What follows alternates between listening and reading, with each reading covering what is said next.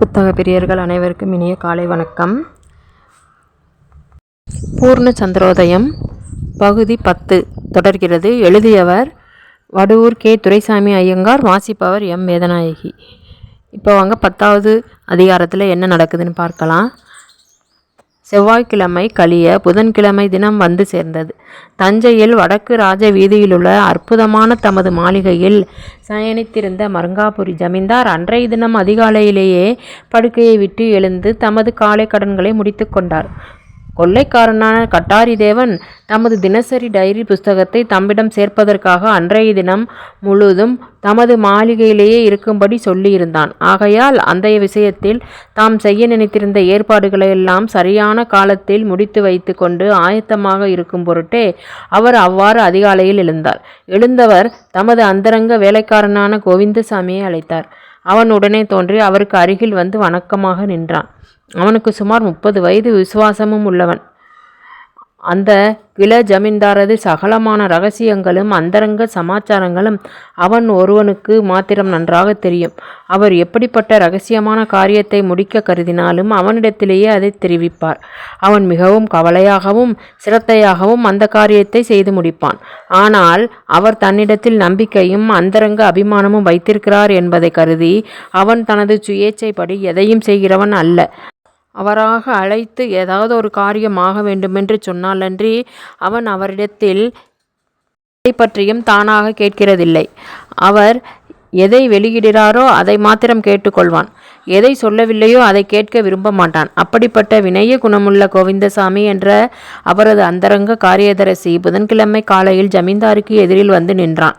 மற்ற தினங்களில் ஜமீன்தார் நிம்மதியாகவும் நிச்சலனமாகவும் இருந்ததற்கு மாறாக அன்றைய தினம் ஏதோ விஷயத்தை கருதி ஒருவித பதைப்பதைப்பையும் அளவு கடந்த சலனத்தையும் கொண்டிருந்ததை கண்ட கோவிந்தசாமி ஒருவாறு ஆச்சரியமடைந்து திகைத்தானாலும் அவரது வாயை பார்த்தவனாக மௌனமாக நின்றான். ஜமீன்தார் அப்போது உட்கார்ந்திருந்த விடுதிக்கு வெல்வெட்டு மாடம் என்று பெயர். அது அந்த மாளிகையின் முன்பக்கத்தில் இருந்த முதல் உப்பரிகையிலுள்ள நடு மத்தியமான இடம். அவரை பார்க்கும் பொருட்டு யாராவது வெளியிலிருந்து வந்தால் வாசலிலுள்ள மேன்மாட படிகளின் வழியாக ஏறி சென்றால் அந்த வழி அவரை நேராக வெல்வெட்டு மாடத்தில் கொண்டு போய்விடும். அந்த மாடத்தின் சுவர்கள், நாற்காலிகள், மேஜைகள், கட்டில்கள், மெத்தைகள், தரை முதலிய பல நிறங்களை கொண்ட வெல்வெட்டு துணிகளாலேயே நிரப்பப்பட்டிருந்தமையால் கீழே நடந்தாலும் சுவர்களில் சாய்ந்தாலும் நாற்காலியில் உட்கார்ந்தாலும் எல்லா இடமும் ஒரே வலுவழுப்பாக இருந்து அங்கே செல்வோரை பரம ஆனந்த சுகத்தில் ஆழ்த்தியது.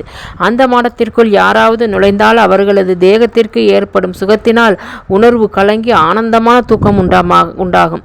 அந்த இடத்தில் எங்கு பார்த்தாலும் வாசனை புஷ்பங்கள், மலர்ந்து குலுங்கி நின்ற பூந்துட்டிகளும், நிலைக்கண்ணாடிகளும், சோபாக்களும், ரதம் போன்ற கண்ணாடி விளக்குகள் முதலிய அற்புதமான வினோத வஸ்துக்களும் நிறைந்து மயன் என்னும் தெய்வ தச்சனால் நிர்மாணம் செய்யப்பட்ட மனமோகன மணிமண்டபமோ என காண்போர் ஐயுறத்தக்கதாக இருந்தது. அந்த வெல்வெட் மாடத்தின் முன்பக்கத்து வாசலிற்கு எதிரில் இரகசியமான இன்னொரு வாசல் இருந்தது.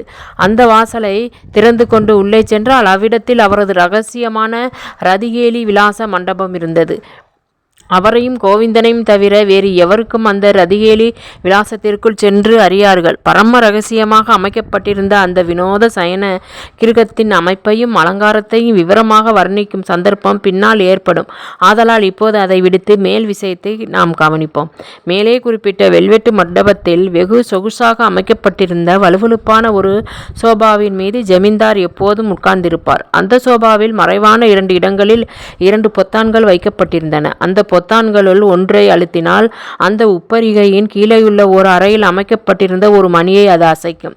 அந்த மணி உடனே கிணுகிணுவென்று அடித்துக்கொள்ளும். அவ்விடத்தில் எப்போதும் ஆயத்தமாக காத்திருக்கும் சேவகர்கள் ஜமீன்தார் தங்களை அழைப்பதாக நினைத்து உடனே எழுந்து விரைவாக வந்து ஜமீன்தாருக்கு எதிரில் நிற்பார்கள். அதுபோல 2வது பொத்தானை அழுத்தினால் அந்த விசை வெல்வெட்டு மாடத்திற்கு பக்கத்திலுள்ள கோவிந்தனது இருப்பிடத்தில் போய் அங்கே உள்ள மணியை அசைக்கும். அவன் உடனே எழுந்து ஜமீன்தாரிடத்திற்கு வருவான்.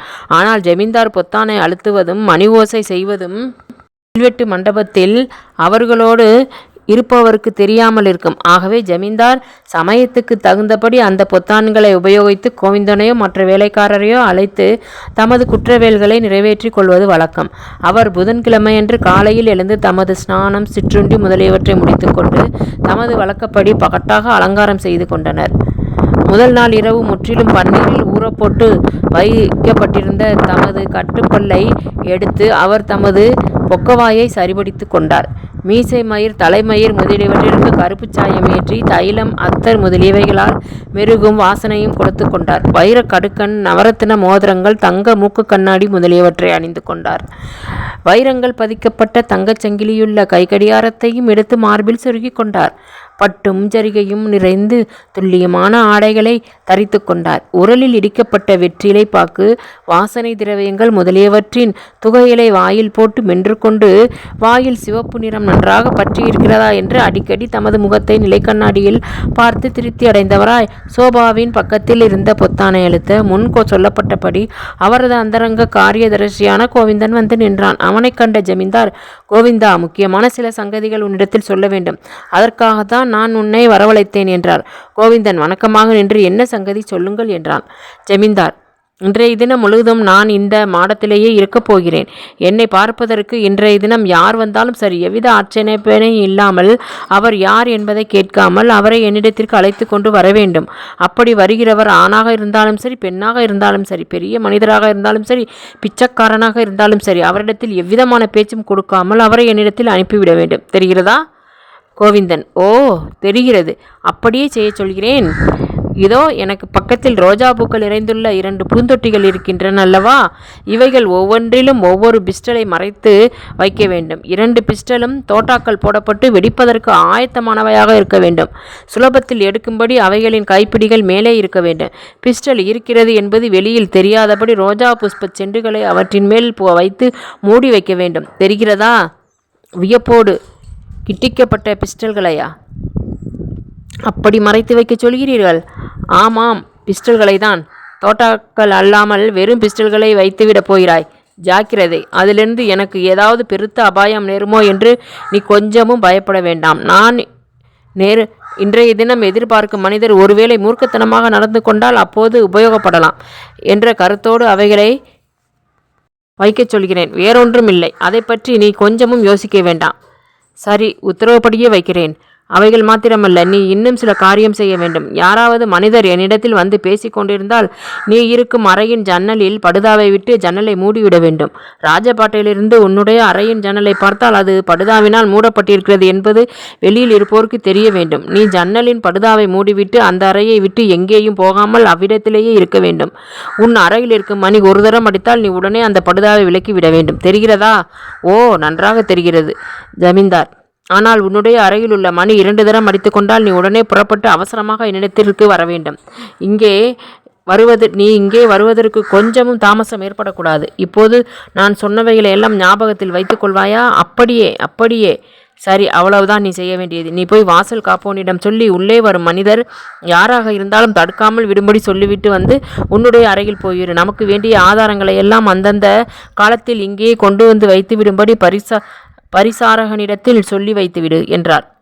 அவர் சொன்னவைகளையெல்லாம் கவனமாக கேட்டுக்கொண்ட கோவிந்தசாமி அவ்வாறு நடந்து கொள்வதாக உறுதி கூறிய பெண் அவ்விடத்தை விட்டு வெளியில் போய்விட்டான்.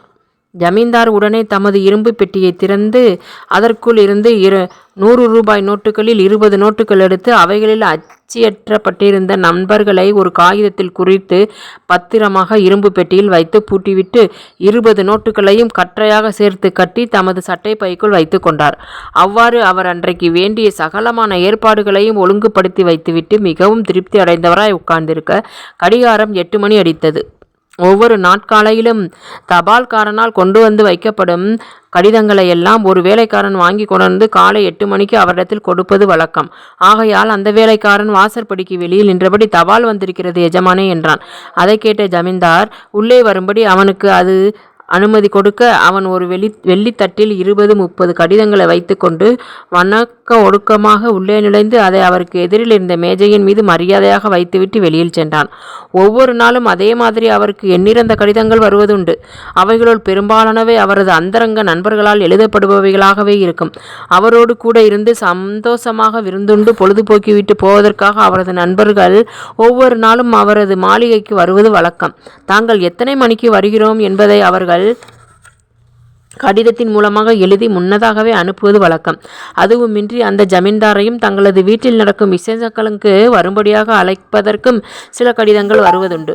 ஒவ்வொரு நாளிலும் சராசரி அவரை பார்க்க 10 நண்பராவது வருவர். ஆனால் அன்றைய தினம் அத்தனை கடிதங்கள் வந்ததை கண்ட ஜமீன்தார் மிகுந்த கவலை கொண்டு அன்றைய தினம் தமது மாளிகைக்கு எவரும் வராமல் இருக்க வேண்டும் என்று எண்ணிக்கொண்டவராய் அந்த கடிதங்களை எல்லாம் ஒவ்வொன்றாக எடுத்து படிக்க ஆரம்பித்தார். அவரால் படிக்கப்பட்ட முதல் கடிதம் அடியில் வருமாறு எழுதப்பட்டிருந்தது. மகா கணம் பொருந்திய பெரியப்பா அவர்களுடைய பொற்பாத கமலங்களில் அடியால் லீலாவதி அனந்தமான தொண்டன் சமர்ப்பித்து எழுந்து கொள்ளும் விஞ்ஞாமடம் உபய சேமம். இந்த கடிதத்திலுள்ள என்னுடைய எழுத்தை பார்க்க உங்களுக்கு நிரம்பவும் ஆச்சரியம் உண்டாகும் என்றே நான் நினைக்கிறேன். அதோடு நான் இந்த ஊருக்கு திரும்பி வந்துவிட்டேன் என்ற செய்தியை கேட்பது உங்களுக்கு வியப்பாகவே இருக்கும். நான் சென்ற ஞாயிற்றுக்கிழமை சாயங்காலம் இந்த ஊருக்கு வந்தேன். வந்தவள் வெளியில் போய் யாரையும் பார்க்காமல் மறைவாக இருக்கிறேன். அதன் காரணத்தை நீங்கள் எளிதில் யூகித்துக் கொள்வீர்கள் என்று நம்புகிறேன். நாளைய தினமாகிய புதன்கிழமை பகல் 12 மணிக்கு நான் வந்து உங்களை பார்த்துவிட்டு போக உத்தேசித்து இருக்கிறேன். அப்போது நான் உங்களிடத்தில் மிகவும் முக்கியமான சில விஷயங்களை குறித்து பேச வேண்டியிருக்கிறது. ஆகையால் நீங்கள் அவசியம் ஜாகையில் இருக்க வேண்டுமாய் மிகவும் பணிவாய் கேட்டுக்கொள்கிறேன். மற்ற விபரங்களை எல்லாம் முகதாவில் தெரிவித்துக் கொள்கிறேன். உங்களிடம் உண்மையும் பணிவும் உள்ள பெண் லீலாவதி என்று எழுதப்பட்டிருந்த கடிதத்தை படித்த ஜமீன்தார் வரை கரை கடந்த மகிழ்ச்சியும் மன இலக்கமும் கொண்டவராய், ஆகா, லீலாவதியை பார்க்க வேண்டும் என்று நான் எவ்வளவு காலமாக ஆசைப்பட்டு கொண்டிருந்தேன். அவள் இருக்கிற இடம் தெரியாமல் அல்லவா இருந்தது. நல்ல வேளையாக அவளே வருகிறாள். வரட்டும், எனக்கு வேறு நாதி யார் இருக்கிறார்கள்? என்னுடைய சொந்தக்காரர்கள் என்று சொல்லிக்கொள்ள இந்த லீலாவதியையும் இவளுடைய அண்ணனான கல்யாணராமனையும் தவிர வேறு யார் இருக்கிறார்கள்? எனக்கோ பெண்டு பிள்ளைகள் ஒருவரும் இல்லை. என்னுடைய அபாரமான சொத்துக்கள் எல்லாம் கடைசியில் இவளுக்கும் கல்யாணராமனுக்குமே போய் சேரப்போகிறது. என் குழந்தைகளாக இருந்தால் என்ன, என்னுடைய தம்பியின் குழந்தைகளாக இருந்தால் என்ன? அவர்களுக்கும் தாய் தகப்பன் முதலிய யாரும் இல்லை. நான் ஒருவன் தானே. அத்தி புத்தது போல அவர்களுக்கு பெரியப்பனென்று இருக்கிறேன். இவளும் இவளுடைய அண்ணனும் என் மனசுக்கு பிடிக்காத சில தவறுகளை செய்திருக்கிறார்கள். ஆனாலும் அதற்காக நான் எவ்வளவு காலம்தான் இவர்களிடத்தில் வர்மம் பாராட்டுகிறது?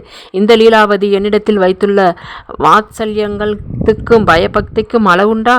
இந்த உலகத்தில் இவளொருத்தி விஷயத்திலேதான் என் மனசில் எப்போதும் குறையா வாஞ்சை இருந்து வருகிறது. சில வருஷங்களுக்கு முன் நான் கடுமையான நோயில் படுக்கையாக கிடந்த காலத்தில் என்னை காப்பாற்றுவதற்கு இவள் இரவு பகல் பாராமல் பட்ட பாட்டை நான் மறக்க முடியுமா? ஒரு நாள் முடியாது. அப்படிப்பட்ட அன்பு நிறைந்த என் அருமை லீலாவதியை நான் இனியும் புறக்கணிப்பது மிகுந்த சுத்த மிருகத்தனம். நான் தேடி கண்டுபிடிக்கும் சிரமம் இல்லாமல் அவளே வருகிறாள். அதுதான் என்னுடைய அதிர்ஷ்டம். நல்ல வேளையாக நான் இன்றைய தினம் வீட்டிலேயே இருக்கும்படி நேர்ந்திருக்கிறது.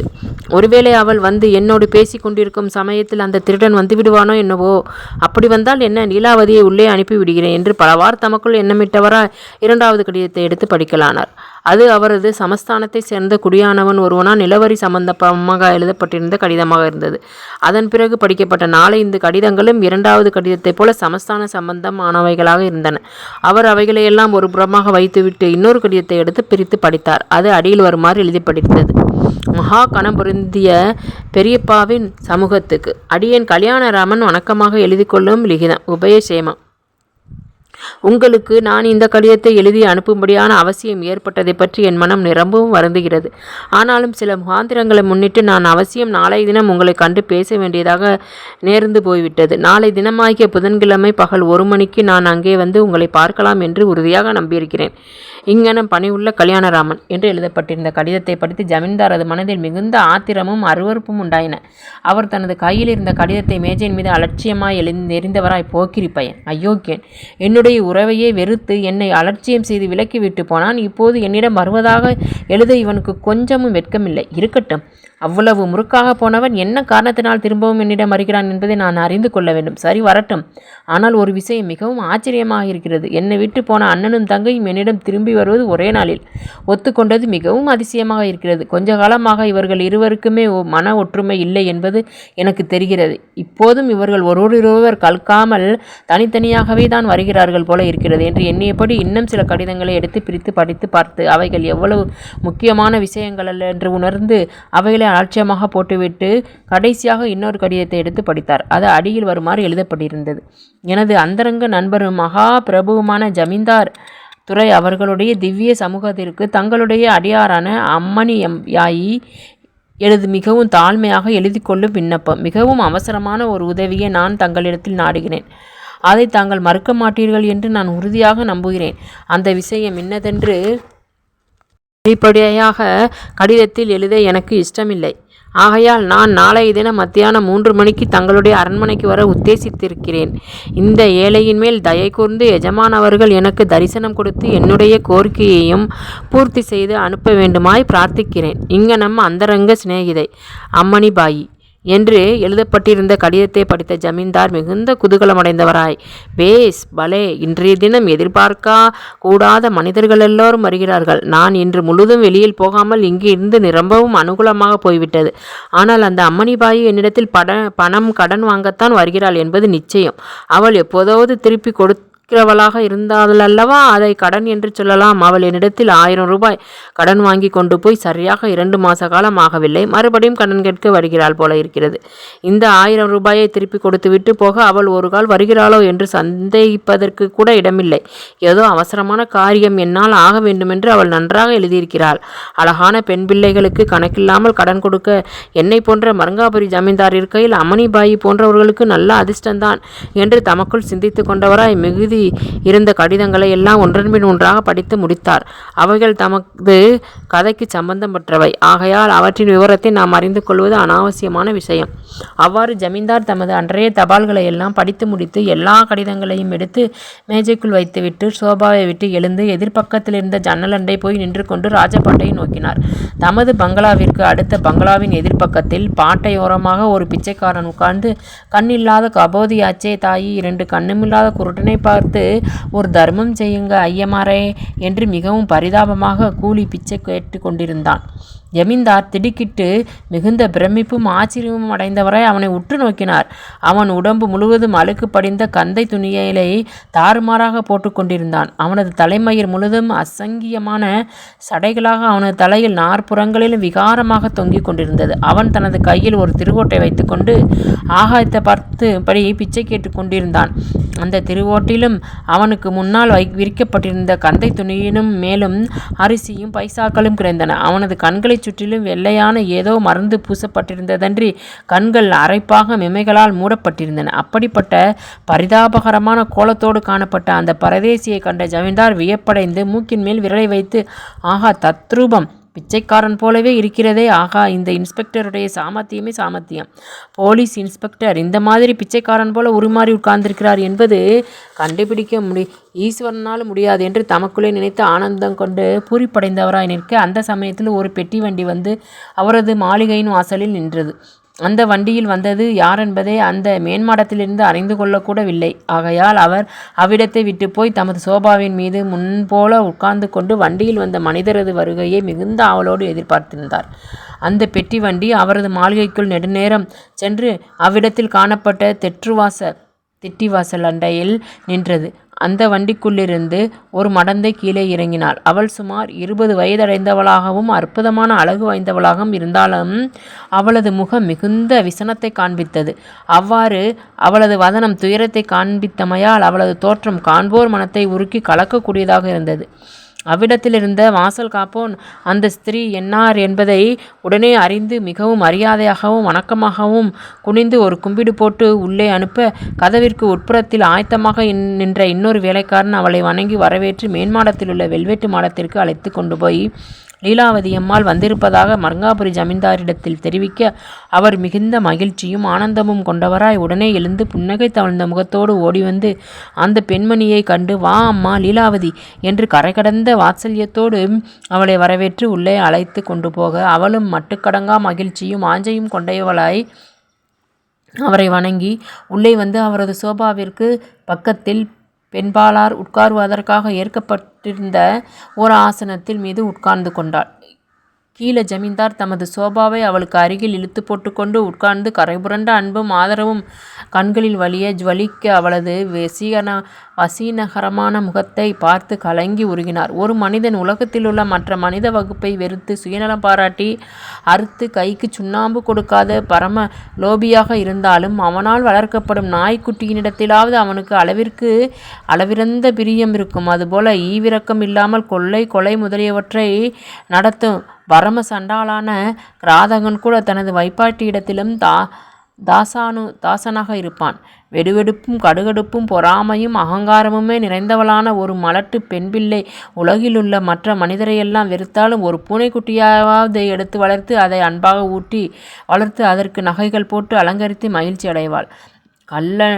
கள்ளனுக்கும் கண்ணக்கோள் சார்ந்த ஓர் இடம் உண்டு என்பது போல மனித இயற்கை என்னவெனில், ஒருவன் எவ்வளவுதான் கடின இருதயம் உடையவனாக இருந்தாலும் அவன் தனது பிரியத்தை எவரிடத்திலாவது அல்லது எந்த வஸ்துவினிடத்திலாவது வைத்திருப்பான். அதுபோல நமது மரங்காபுரி ஜமீன்தாருக்கு பெண்டு பிள்ளைகள் உறவினர் முதலிய எவரும் இல்லை. ஆகையால் அவர் நெடுங்காலமாக ஏகாங்கியாக இருந்து வந்தார். நல்ல அழகான யௌவன ஸ்திரீகளை கண்டால் அவரது மனதில் சந்தோஷமும் ஆனந்தமும் உண்டாகும். ஆனால் அந்த உணர்ச்சி நீடித்து நிற்காது.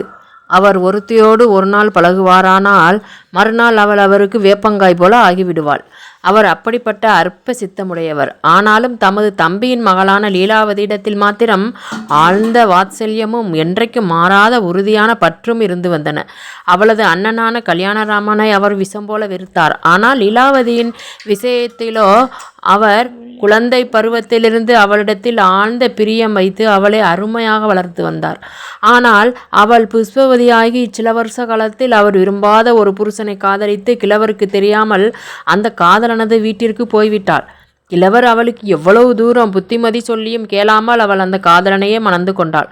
அதன் பிறகு சில காலம் வரையில் அவர் அவளை தமது ஆயுட்கால பரியந்தம் பார்ப்பதில்லை என்றும் அந்த கல்யாணத்தை சரியான கல்யாணமாக ஒப்புக்கொள்வதில்லை என்றும் அவளது கணவனோடு பேசுவதில்லை என்றும் உறுதி செய்து கொண்டார். ஆனால் வருஷம் செல்ல செல்ல அவரது உறுதி தளர்ந்து கொண்டே வர அவரது இயற்கை வாத்சல்யம் திரும்பி பொங்கி எழுந்து அவரை வதைத்து கொண்டே இருந்தது.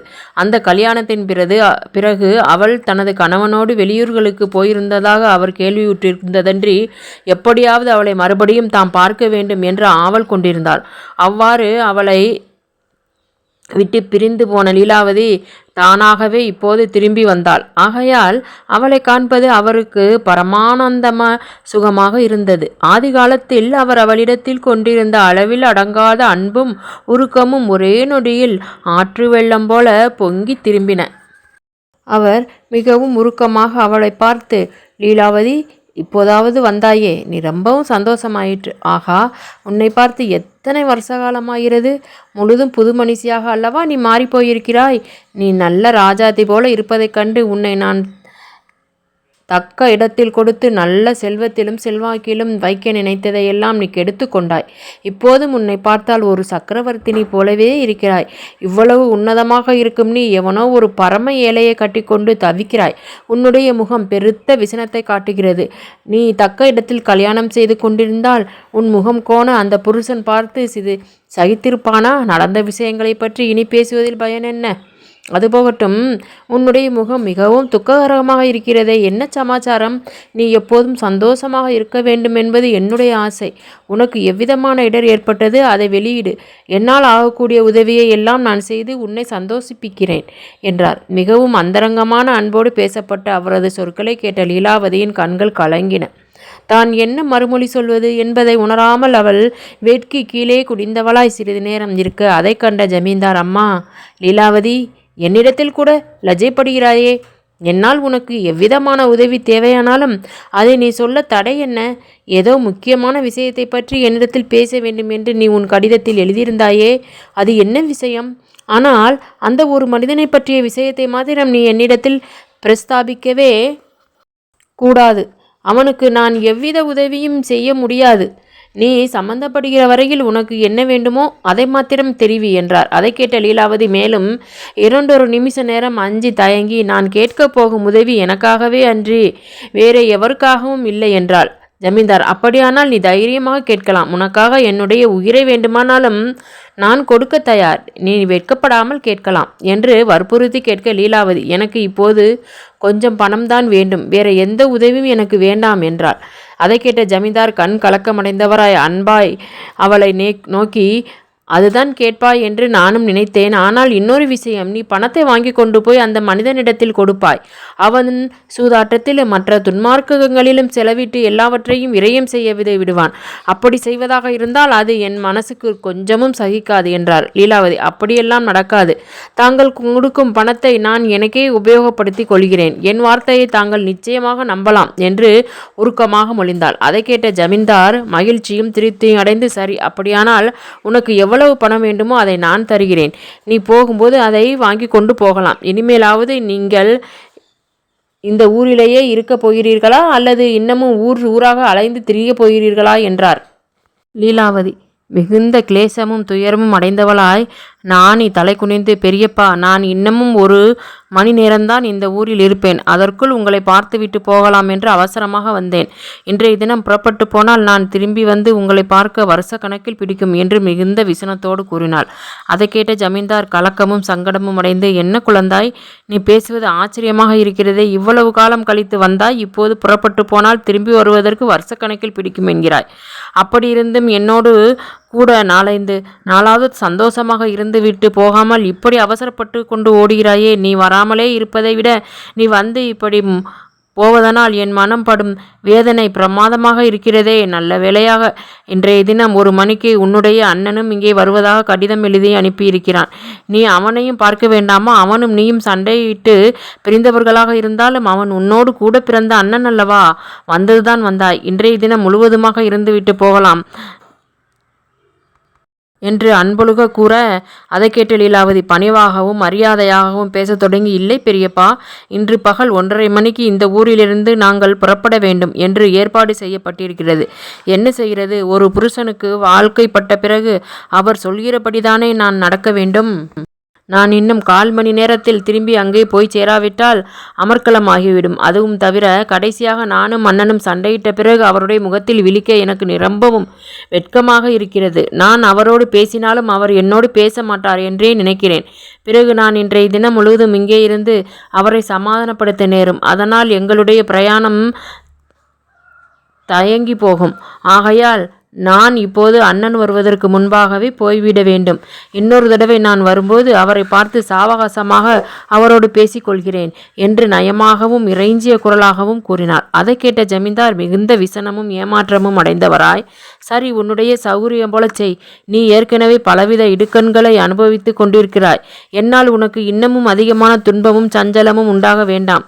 நீ இவ்விடத்திலே இரு, நான் போய் பணம் எடுத்து கொண்டு வருகிறேன் என்று கூறிவிட்டு தமது ஆசனத்தை விட்டு எழுந்து சற்று தூரத்திற்கு அப்பால் இருந்த இரும்பு பெட்டியண்டை போய் 100 ரூபாய் நோட்டுகளில் 50 நோட்டுகளை எடுத்து கற்றையா கட்டிக்கொண்டு திரும்பி வந்து, குழந்தாய், இதோ 5000 ரூபாய் இருக்கிறது.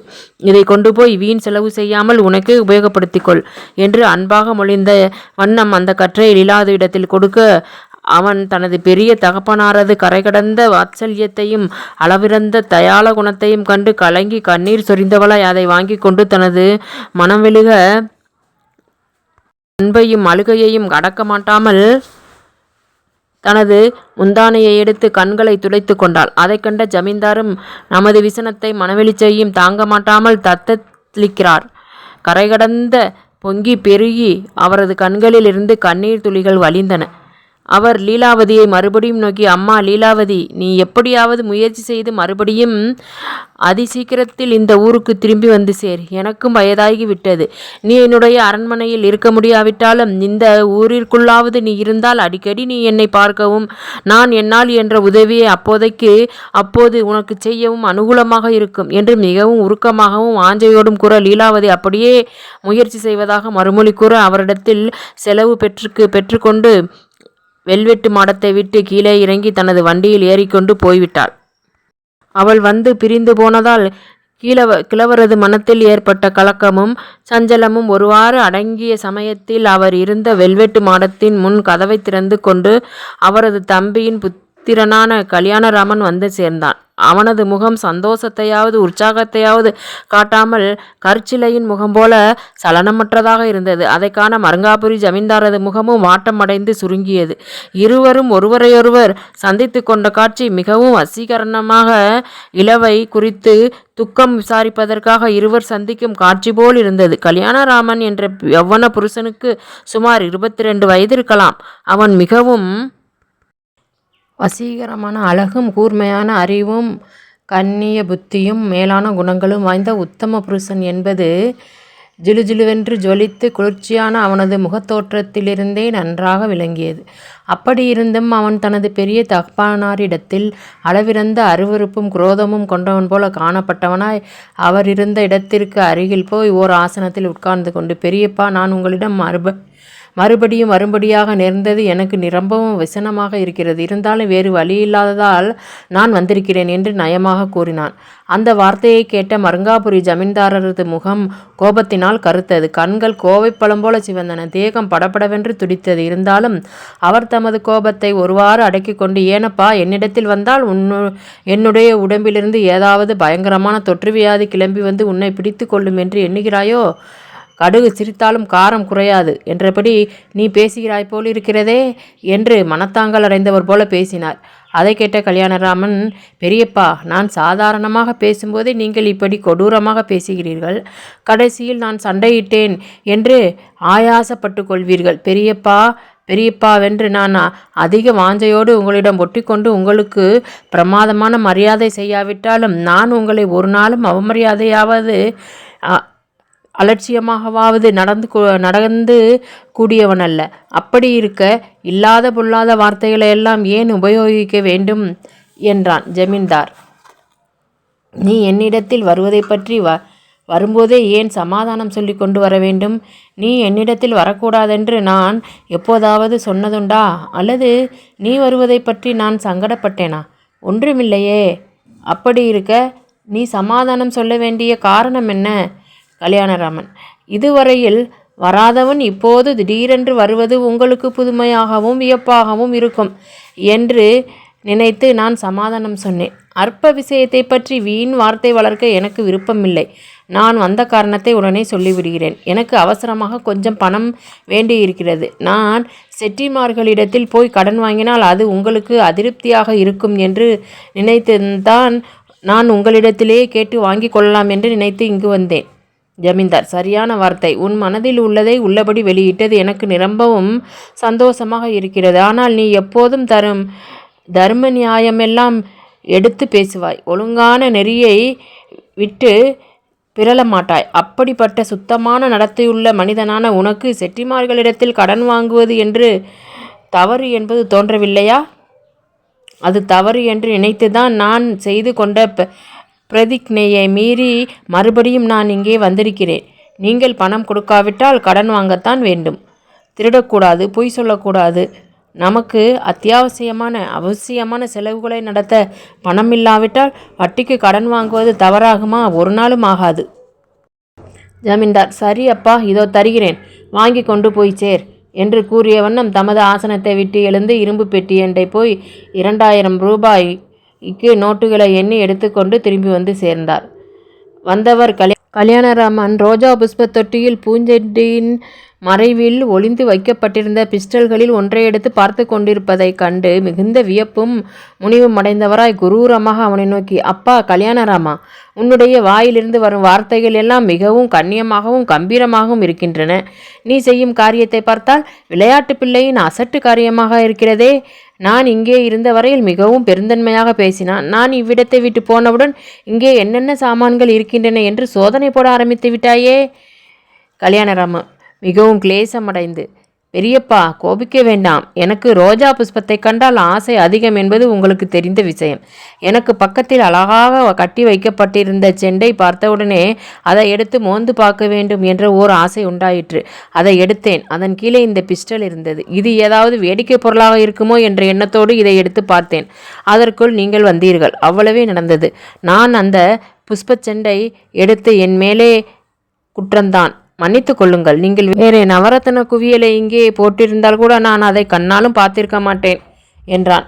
அந்த சமாதானத்தை கேட்ட மருங்காபுரி ஜமீன்தார் தமது கோபத்தை ஒருவாறு அடக்கி கொண்டவராய் அவனை வேண்டுமென்றே அவ்வாறு செய்யவில்லை என்று உறுதி செய்து கொண்டார். உடனே கல்யாணராமன் அந்த பிஸ்டலை முன்பிருந்த இடத்தில் வைத்து பூஞ்செண்டினை முன்போலும் அதை மறைத்தான். அதே காலத்தில் ஜமீன்தார் தாம் எடுத்து வந்த நோட்டுகளை அவனுக்கு எதிரில் வைத்து, இதோ இருக்கிறது நீ கேட்ட 2000 ரூபாய், எடுத்துக்கொள். செட்டிமாரிடத்தில் போய் கடன் வாங்க வேண்டிய அவசியம் இல்லாமல் போகும் என்று குத்தலாக மொழிந்தார். அவரது உட்கரத்தை சரியானபடி உணராதவன் போல சாந்தமாக காணப்பட்ட கல்யாணராமன் அந்த நோட்டுக்கற்றையை எடுத்து பத்திரப்படுத்தி கொண்டவனாய், சரி, நான் இப்படி அடிக்கடி இங்கு வந்து உங்களுக்கு தொந்தரவு கொடுத்து கொண்டிருப்பது என் மனசுக்கே சங்கடமாக இருக்கிறது. இனிமேலாவது உங்களுக்கு இப்படிப்பட்ட தொந்தரவு இல்லாமல் போகும்படி என்னால் கூடிய வரையில் முயற்சிக்கிறேன். உங்களுக்கு எவ்வளவோ அலுவல் இருக்கும், நான் உத்தரவு வாங்கிக் கொள்கிறேன் என்று கூற, அவர் மிகவும் முறுக்காகவும் அலட்சியமாகவும் அவனுக்கு உத்தரவு கொடுக்க அவன் அவ்விடத்தை விட்டு வெளியில் சென்றான். அதன் பிறகு ஜமீன்தார் தமது பகற்போஜனத்தை அவ்விடத்திற்கே வரவழைத்து விரைவாக உண்டபின் எழுந்து முன்பக்கத்திற்கு சென்று பார்த்தார். அடுத்த பங்களாவிற்கு எதிரில் ராஜபாட்டையில் கண்ணில்லா கபோதி போல வேஷம் போட்டு உட்கார்ந்து பிச்சை வாங்கி கொண்டிருந்த போலீஸ் இன்ஸ்பெக்டர் அப்போதும் அவ்விடத்திலேயே இருந்ததை ஜமீன்தார் கண்டு மிகுந்த மகிழ்ச்சியும் வியப்பும் அடைந்தார். அந்த இன்ஸ்பெக்டர் அபாரமான வல்லமை வாய்ந்தவர் என்றும், அந்த திருடன் வரும் பட்சத்தில் அவனோடு சென்று அவனது வரலாறுகளை எல்லாம் அவர் எப்படியும் அறிந்து கொண்டு விடுவார் என்று உறுதியாக எண்ணம் கொண்டவராய் அவ்விடத்தை விட்டு உள்ளே போய் தமது சோபாவின் முன்போல உட்கார்ந்து கொண்டார். அவரது மனம் முற்றிலும் சிறிது நேரத்திற்கு முன் தமக்கும் லீலாவதிக்கும் கல்யாணராமனுக்கும் சம்பாஷணைகளிலேயே சென்று லயித்து போயிருந்தமையால் அவர் மற்ற விஷயங்களெல்லாம் மறந்தவராக உட்கார்ந்திருந்த சமயத்தில் மணி 3 அடித்தது. அதே காலத்தில் அவரது மாளிகையில் வாசலில் மிகவும் உன்னதமான ஒரு பெட்டி வண்டி வந்து நின்றது. விலை உயர்ந்த ஆடை ஆபரணங்களை அணிந்திருந்த அழகான ஒரு ஸ்திரீ அந்த வண்டியிலிருந்து கீழே இறங்கினாள். அவளது வயது 35ற்கு குறையாமல் இருக்கலாம். அவள் தனது மங்கை பருவத்தில் ஆடவரது கண்களையும் மனதையும் கவர்ந்து அவர்கள் மோகவெறி கொண்டு அலையச் செய்யக்கூடிய அபாரமான கட்டழகு வாய்ந்தவளாக இருந்தவள் என்பது அப்போதும் நன்றாக தெரிந்தது. அவளது தேகம் சிறிதளவு சதைப்பிடிப்பும் தலைப்பும் பெற்றிருந்தது. ஆனாலும் அவள் அப்போதும் யௌவன ஸ்திரீ போலவே மிகவும் வசீகரமாக காணப்பட்டாள். அந்த அழகிய மாதை கண்ட மர்ங்காபுரி ஜமீன்தார் கரை கடந்த களிப்பும் குதூகலமும் அடைந்தவராய் தமது ஆசனத்தை விட்டு சடக்கென்று எழுந்து, அம்மணிபாயி, வா வா என்று மிகுந்த அன்போடும் புன்னகை பூத்த முகத்தோடும் எதிர்கொண்டு அவளை வரவேற்று தமது சோபாவிலேயே அவளையும் உட்காரச் செய்து, அவள் மிகவும் ஜிலுஜிலுப்பாக இருந்த தனது வசீகர முகத்தை மகிழ்ச்சியினாலும் புன்னகையாலும் இனிமையாக மலர்த்தி தனது அழகிய பல்வரிசைகளை இன்பகரமாக வெளியில் காட்டி, எஜமானுடைய விஷயத்தில் நான் ரொம்பவும் அபராதியாகிவிட்டேன். தங்களுக்கு அநேகம் இடங்களுக்கு போகும்படியான எத்தனையோ ஜோலிகள் இருக்கும். அவைகளையெல்லாம் நான் கெடுத்தது அன்றி எனக்காக காத்திருக்கும்படியும் செய்துவிட்டேன். தங்களுக்கும் எனக்கும் சிநேகம் ஏற்பட்ட இந்த 20 வருஷ காலத்தில் நான் தங்கள் விஷயத்தில் இப்படிப்பட்ட தவறுகளை லட்சக்கணக்கில் செய்திருப்பேன். அத்தனை தவறுகளையும் பொறுத்து கொண்டு எப்போதும் ஒரே மாதிரியாக இந்த ஏழையை காப்பாற்றி வரும் பெரு வள்ளலான தாங்கள் இந்த ஒரு தவறையும் மன்னித்து கொள்ள வேண்டும் என்று மிகவும் நயமாகவும் தேன் ஒழுகும்படியாகவும் இனிமையாக கூறி அவர் இருந்த சோபாவின் மீது மரியாதையாக ஒதுங்கி உட்கார்ந்து கொண்டாள். அவளது இனிய வசனத்தை கேட்ட ஜமீன்தார் நிரம்பவும் பூரித்து புலங்காகிதம் அடைந்தவராய் அவளை பார்த்து மனங்குளிர்ந்து நகைத்து, என்ன அம்மணிபாயி, நீ கூட எனக்கு உபச்சார வார்த்தை சொல்ல ஆரம்பித்து விட்டாயே? நீயும் நானும் இருந்து வந்த அந்யோன்ய சிநேகத்துக்கு நான் இதை கூட செய்யாவிட்டால் உனக்கு நான் வேற எதைத்தான் செய்ய போகிறேன்? அது போகட்டும். எனக்கு ஒரு விஷயம்தான் மிகவும் ஆச்சரியமாக இருக்கிறது. நான் யௌவன பருவத்தில் எவ்வளவோ அழகாக இருந்தேன். அப்போது என்னை கண்டு ஆசைப்படாத ஸ்திரீகளே இல்லை. என்னுடைய பாலிய பருவம் வெகு சீக்கிரமாக ஓடிப்போய்விட்டது. நான் இப்போது குடுகுடு கிழவனை போல இருக்கிறேன். என்னுடைய பழைய அழகெல்லாம் எங்கேயோ போய்விட்டது. நீ மாத்திரம் எப்போதும் யௌவன பெண்ணாகவே இருக்கிறாயே. நீ ஒருவேளை தெய்வலோகத்திலிருந்து தேவாமிர்தம் வரவழைத்து சாப்பிட்டாயோ? உன்னுடைய 16வது வயதில் நான் முதலில் உன்னை கண்டு உன்மேல் மோகம் கொண்டு உன்னுடைய சிநேகிதத்தை அடைந்த பொழுது நீ எப்படி இருந்தாயோ அதுபோலவே இப்போதும் இருக்கிறாயே. அதன் பிறகு நீ என்னிடத்தில் 4 வருஷ காலம் இருந்திருக்கிறாய். அதன் பிறகு இளவரசரிடத்தில் 15 வருஷ காலம் இருந்தாய். அவர் இப்போது உன்னை விட்டு 2-3 வருஷ காலம் ஆகிறது. ஆக கூடி உனக்கு இப்போது கிட்டத்தட்ட 40 வயசாவது இருக்கலாம். முதலில் நீயும் நானும் சந்தித்தது எந்த இடம் என்பது உனக்கு நினைவிருக்கிறதா? நீயும் நானும் உல்லாசமாக இந்த இடத்தில் இருந்த காலத்தில் திடீரென்று இளவரசர் வந்துவிட்டாரே. அப்போது அதோ இருக்கும் கதவை திறந்து அதற்கப்பால் இருக்கும் ரதிகேலி விலாசத்துக்குள்ளே போய் ஒளிந்து கொண்டிருந்தாயே, அது நினைவிருக்கிறதா? அந்த காலமும் அந்த விளையாட்டுகளும் அந்த சந்தோஷமும் திரும்பி வரப்போகின்றனவா? எல்லாம் இப்போது சொப்பனம் போல அல்லவா இருக்கிறது. நீயும் நானும் முதலில் சந்தித்தது இப்போதுதான் நடந்தது போல இருக்கிறது. எத்தனை வருடங்கள் கழித்து போய்விட்டன பார்த்தாயா? என்று மிகவும் உருக்கமாகவும் ஒருவித விசனத்தோடும் கூறி பழைய நினைவுகளை எல்லாம் எண்ணி பெருமூச்சு விட்டார். அவரது சொற்களை கேட்ட அம்மணிபாயும் மிகுந்த கலக்கமும் விசனமும் அடைந்தவள் போல நடித்து, ஆம், தாங்கள் சொல்வது எல்லாம் உண்மைதான். இருந்தாலும் தாங்கள் சொல்லும் ஒரே விஷயத்தை மாத்திரம் நான் ஒப்புக்கொள்ள மாட்டேன். தாங்கள் குடுகுடு கிழவனை போல ஆகிவிட்டதாக நினைப்பது சரியல்ல. தங்களுக்குத்தான் இப்போது அப்படி என்ன பிரமாதமாக வயதாகிவிட்டது? ஒன்றுமில்லை. தாங்களும் முன்போலத்தான் இருக்கிறீர்கள். தங்களுக்கென்ன ஆண் பிள்ளை சிங்கம், பெண் பிள்ளைகளுக்குத்தான் சதைப்பிடிப்பும் மேனியும் முகக்கலையும் வேண்டும். ஆண் பிள்ளைகள் எப்படி இருந்தால் என்ன? அதை பற்றி ஒருவரும் குறை கூற மாட்டார்கள். தாங்கள் இன்னும் 50-60 வருஷங்களுக்கு குறையாமல் நல்ல திடகாத்திரத்தோடு இருப்பீர்கள் என்பது நிச்சயம். என்னை போன்ற யவன ஸ்திரீகளை ஒருத்தி பின் ஒருத்தியாக இன்னும் 2 பேரை கட்டி கொண்டு ஆளும் திறமையும் ஆண்மையும் தங்களுக்கு இருக்கிறது. ஆனால் அவர்களுடைய உண்மையான நிலைமை அவர்களுக்கே தெரியாது, மற்றவர்களுக்குத்தான் தெரியும். ஆனால் என் விஷயத்தில் மாத்திரம் தாங்கள் ஒரு பெருத்த அநியாயம் செய்துவிட்டீர்கள். நான் தங்களிடத்தில் இருந்தாலாவது இப்போதும் தங்களிடத்திலேயே இருப்பேன். இளவரசருடைய பேச்சுக்கு இணங்கி தாங்கள் என்னை அவருக்கு சேர்த்து வைத்தீர்கள். அவர் இதுவரையில் என்னை வைத்திருந்த எனக்கு வயசாகி விட்டதென்று என்னை இப்போது அலட்சியம் செய்து புறக்கணித்து விட்டார். எனக்கு அவர் ஏராளமான செல்வம் கொடுத்திருக்கிறார் என்பது உண்மைதான். அப்படி இருந்தாலும் அவர் என்னை விட்டு விட்டது பிறர் கண்டு ஏளனமாக பேசுவதற்கு இடம் கொடுக்கிறது அல்லவா? நான் இன்னமும் யவ்வன பெண்ணாகவே இருக்கிறேன் என்று நீங்கள் என்னை புகழுகிறீர்கள். இளவரசரோ நான் கிளவியாகிவிட்டேன் என்று என்னை புறக்கணித்து விட்டார்.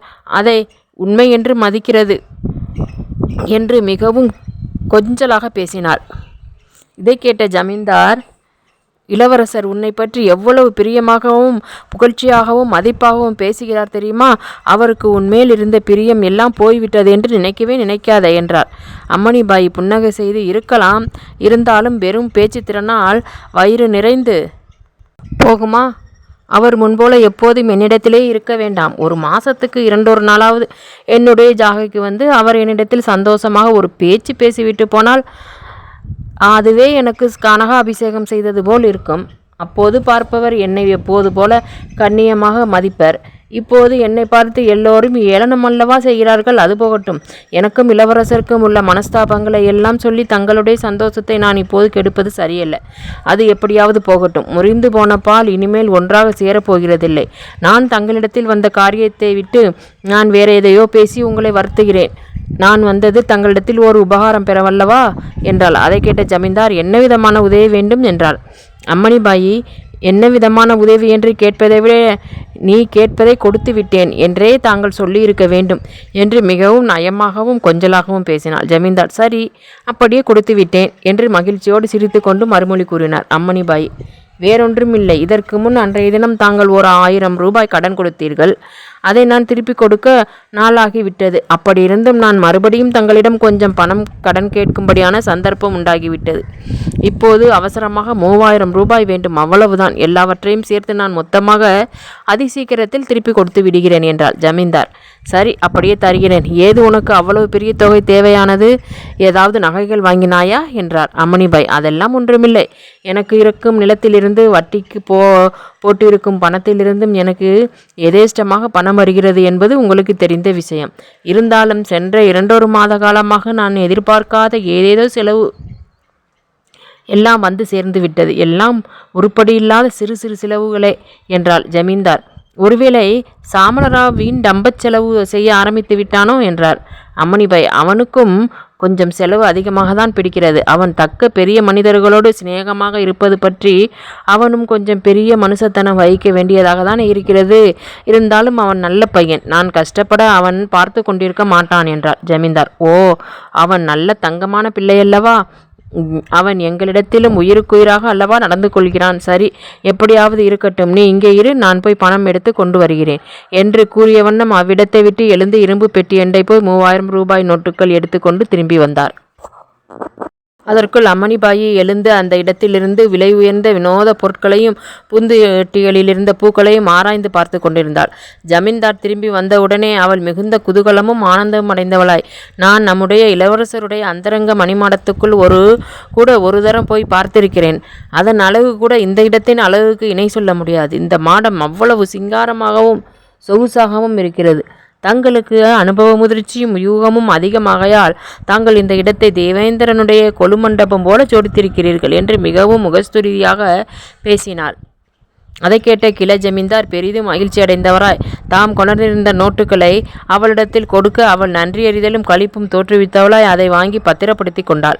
அதன் பிறகு அவள் அதற்கு மேல் அரை நாளிகை நேரம் வரையில் அவ்விடத்தில் அவரோடு ஆனந்தமாக இருந்த பின் அவரிடத்தில் செலவு பெற்றுக்கொண்டு அவ்விடத்தை விட்டு வெளியில் போய் விட்டாள். அப்போது கடிகாரத்தில் மணி 4:30 ஆகியிருந்தது. அந்த திருடன் அன்றைய தினம் தனது தினசரி டைரியை கொண்டு வருவானா மாட்டானா என்ற சந்தேகம் அவரது மனதில் ஜனிக்க ஆரம்பித்தது. அவர் மறுபடியும் எழுந்து ஜன்னலண்டை போய் பார்த்தார். கண்ணில்லா கபோதியாக நடித்து கொண்டிருந்த போலீஸ் இன்ஸ்பெக்டர் அப்போது முன்போலவே பிச்சை கேட்டபடி உட்கார்ந்திருந்தார்.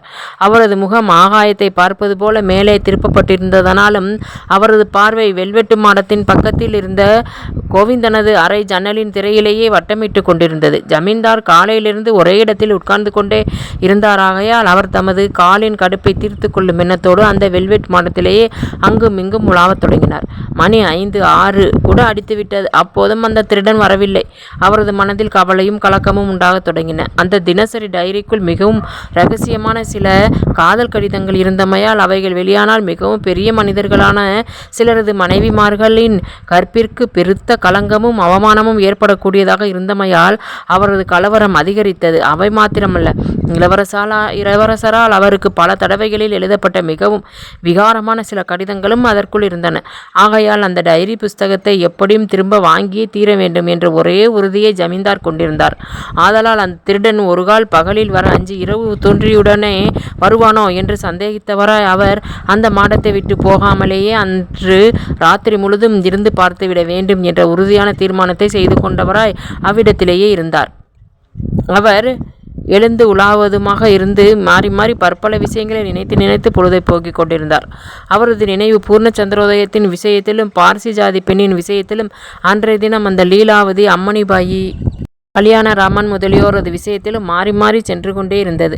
அவ்வாறு அவர் சிந்தனை செய்து திருடனது வருகையை எதிர்பார்த்தவராய் தமக்கு பக்கத்தில் இருந்த ரோஜா புஷ்ப தொட்டியண்டை போனபோது கல்யாணராமன் அதுக்குள்ளிருந்த பிஸ்டலை எடுத்து பார்த்து கொண்டிருந்த சம்பவம் அவரது நினைவிற்கு வந்தது. பூச்செண்டுக்குள் பிஸ்டல் இருந்ததை கண்டு பையன் மிகவும் பயந்திருப்பான். அவன் வருவதாக எழுதியிருந்ததை கருதியே நான் இந்த பிஸ்டலை ஒளித்து வைத்திருப்பதாக அவன் எண்ணினாலும் எண்ணியிருப்பான்.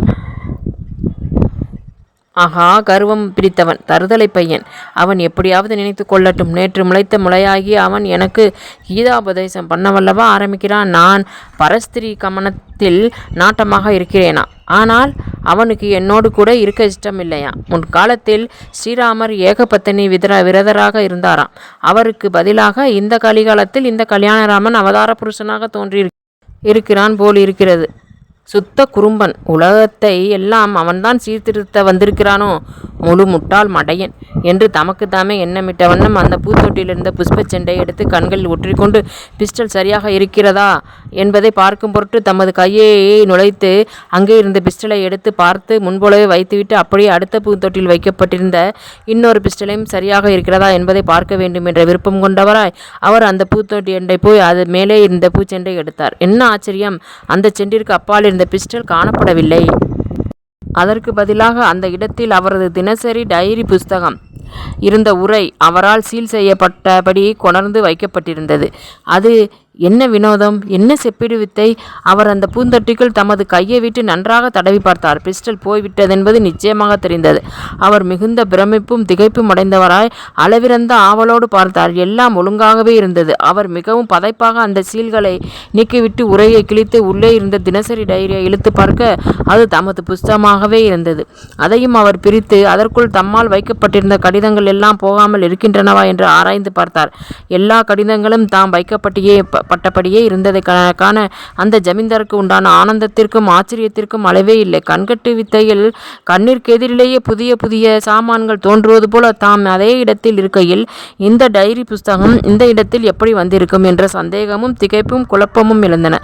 அவர் 1/4 மணி நேரம் வரையில் ஸ்தம்பித்து சித்தப்பிரமை போல பதுமை போல அப்படியே ஓய்ந்து நின்று விட்டார். அவர் தமது கண்களையே நம்பாமல் அந்த புஸ்தகத்தை கீழிட்ட உரையையும் எடுத்து எடுத்து 4-5 தரம் உற்று நோக்கினார். மறுபடியும் கையை தொட்டிக்குள் நுழைத்து அந்த பிஸ்டலை தேடி பார்த்தால் அவர் தமது சட்டை பைக்குள் திருடனுக்காக ஆயத்தமாக வைத்து கொண்டிருந்த 2000 ரூபாய் நோட்டு கற்றையை வெளியில் எடுத்து அதை அவிழ்த்து எண்ணி பார்த்தார்.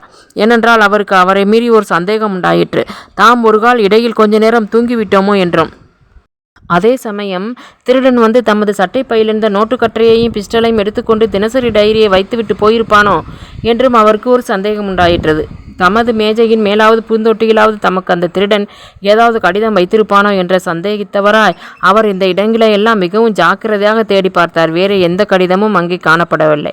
அவர் உடனே ஒரு விசையை அளித்து தமது அந்தரங்க காரியதரிசியான கோவிந்தனை வரவழைத்து, கோவிந்தா, இன்று காலையில் நீ பிஸ்டலையும் பூச்செண்டுகளையும் வைத்தாயே, எந்தெந்த தொட்டிகளில் வைத்தாய் என்றார். இதோ தங்களுடைய மேஜைக்கு 2 பக்கங்களிலும் உள்ள 2 தொட்டிகளில்தான் பூ வைத்து பூச்செண்டுகளை மறைவாக வைத்தேன் என்றான் ஜமீன்தார். அப்போது இந்த தொட்டிக்குள் கையை விட்டு பார்த்தையா? வேறு ஏதாவது வஸ்துக்கள் தொட்டிக்குள் இருந்தனவா என்று பதைப்பதைப்பாக கேட்டார் கோவிந்தன். எஜமானே, நான் 2 தொட்டிகளிலும் கையை விட்டு நன்றாக பார்த்துவிட்டு தான் பிஸ்டல்களை வைத்தேன், சந்தேகமில்லை என்று உறுதியாக கூறினான். அதை கேட்ட ஜமீன்தார் தான் காண்பது கனவோ அல்லது உண்மையோ என்ற ஐயமுற்றவரா, என்ன வினோதம் இது என்று கூறிக்கொண்டே மறுபடியும் ஜன்னலண்டை போய் பார்க்க அப்போதும் அந்த கண்ணில்லா கபோதி முன்போலவே உட்கார்ந்து கொண்டிருந்தது தெரிந்தது. ஜமீன்தார் உடனே கோவிந்தனை நோக்கி, கோவிந்தா, அதோ அந்த பிச்சைக்காரன் உட்கார்ந்திருக்கிறான் பார்த்தாயா? அவனண்டை நீ போய் நான் இங்கே அழைத்து கொண்டு வர சொல்வதாக சொல். ரகசியமாக சொல்லி அவனை உடனே அழைத்து கொண்டு வா என்று கூற, அவர் அன்று காலையிலிருந்து மூடு மந்திரம் போல செய்து வந்த காரியங்களின் கருத்து இன்னைவென்று அறியாமல் வியப்பும் பிரமிப்பும் அடைத்திருந்த கோவிந்தன் உடனே அவ்விடத்தை விட்டு கீழே இறங்கி வெளியில் போய் விட்டான். ஜன்னலண்டை நின்ற ஜமீன்தார் அவ்விடத்தை விட்டு நடந்து தமது சோபாவை அடைந்து அதன் மேல் உட்கார்ந்து கொண்டு சிந்திக்கலானார். என்ன ஆச்சரியம் இது! காலையில் கோவிந்தன் 2 பூந்தொட்டிகளையும் சோதித்து பார்த்துவிட்டு பிஸ்டல்களையும் செண்டுகளையும் வைத்திருக்கிறான். அப்போது நானே பார்த்து கொண்டிருந்தேன். ஒருவேளை இந்த கோவிந்தனே காலையில் பிஸ்டல் வைக்கும்போது டைரியையும் வைத்திருப்பானா? இவனுக்கும் திருடனுக்கும் நட்பு இருக்குமா? ஒரு நாளும் இருக்காது. 1 நாளா 2 நாளா? எத்தனை வருஷ காலமாக இவன் என்னுடைய அந்தரங்க மனிதனாக இருந்து எத்தனையோ பெரிய உதவிகளை எல்லாம் செய்திருக்கிறானே. இவன் திருடனிடத்தில் சில நட்பாக இருந்தால் 2000 ரூபாயை பெறாமல் தினசரி டைரியை திருப்பி கொடுத்திருக்க மாட்டான் அல்லவா? ஆகையால் நான் கோவிந்தனை பற்றி கொஞ்சமும் சந்தேகம் கொள்ளவே காரணமில்லை. இவன் வைத்துவிட்டு போன பிறகு இதுவரையில் நான் இந்த இடத்திலேயே இருக்கிறேன். நடுவில் 3 தரம் இரும்பு பெட்டிக்கு தான் போனேன், வேற எங்கேயும் போகவில்லை. அப்படி போன காலத்திலும் இங்கே மனிதரை வைத்துவிட்டு போயிருக்கிறேன். முதலில் லீலாவதி வந்தாள். அவள் தன்னுடைய விசன கடலில் ஆழ்ந்து குன்றி போய் உட்கார்ந்திருந்து விட்டு வெகு சீக்கிரத்தில் போய்விட்டாள். அவள் ஒரு கால் கொண்டு வந்து வைத்திருப்பாளோ என்று நினைப்பது மொட்டை தலைக்கும் முழங்காலுக்கும் முடிச்சு போடுவது போலாகும். அதன் பிறகு கல்யாணராமன் வந்தான். நான் அயோக்கியமான நடத்தையுடையவன், அதை அவன் கண்டிருக்கிறான் என்ற எண்ணத்தினால் நான் அவனை வெறுக்கிறேன். அவன் மேலான நடத்தையுள்ள பரம யோக்கியன் அல்லவா? அவன் திருடர்களோடு சேரக்கூடியவனே அல்ல. அப்படி அவன் கொண்டு வந்து வைத்திருந்தால் இந்த இன்னொரு தொட்டியில் இருந்த பிஸ்டலை எடுத்து எனக்கு எதிரில் வியப்போடு பார்த்து கொண்டிருக்காமல் ரகசியமாக வைத்துவிட்டு ஒன்றையும் அறியாதவன் போலல்லவா உட்கார்ந்திருப்பான். ஆகையால் அவன் மேலும் சந்தேகம் கொள்ள ஏதுமில்லை. அதன் பிறகு அம்மணிபாய் அல்லவா வந்தாள். இத்தனை வருஷ காலமாக இல்லாமல் அவள் இப்போதுதானா திருடர்களோடு சேர்ந்து கொள்ள போகிறாள்? அவளுக்கு என்ன குறை? அளவற்ற செல்வம் இருக்கிறது. அவள் இப்படிப்பட்ட இழிவில் ஒரு நாளும் இறங்கக்கூடியவளே அல்ல. ஆகவே இன்றைய தினம் இங்கே வந்த 3 பேரும் இந்த காரியத்தில் சம்பந்தப்படக்கூடியவர்களே அல்ல. அப்படியானால் என்றைக்கும் கேட்டறியாத அற்புத சம்பவமாகவா அல்லவா இருக்கிறது? பணத்தை வாங்கி கொள்ளாமல் தினசரி டைரியை என்னிடம் திருப்பி கொடுக்க அந்த திருடன் இந்த புதன்கிழமையை ஏன் குறிக்க வேண்டும்?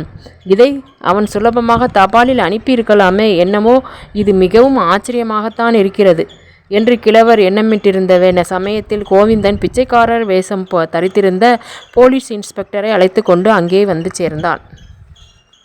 இத்துடன் பூர்ண சந்திரோதயத்தின் இந்த பகுதி நிறைவடைகிறது. அடுத்த பகுதியில் மீண்டும் பூர்ண சந்திரோதயத்தை காணலாம். அதுவரை நன்றி கூறி விடைபெறுபவர் உங்கள் வேதநாயகி. நீங்கள் இதுவரைக்கும் இன்னும் இந்த சேனலை சப்ஸ்கிரைப் பண்ணாமல் பார்த்துக்கிட்டு இருந்தீங்கன்னா இப்போ சப்ஸ்கிரைப் பண்ணி வச்சுக்கோங்க. ஏன்னா இதுக்கு அடுத்த பகுதியை நான் போடும்போது உங்களுக்கு நோட்டிஃபிகேஷன் வரும். அதுக்காக சப்ஸ்கிரைப் பண்ணி வச்சுக்கோங்க. சப்ஸ்கிரைப் பண்ணாமல் பார்க்காதீங்க, ஓகேங்களா? பக்கத்தில் உள்ள பெல் ஐக்கானையும் ப்ரெஸ் பண்ணிக்கோங்க. ஓகே, அடுத்த எபிசோடில் சந்திக்கலாம். நன்றி.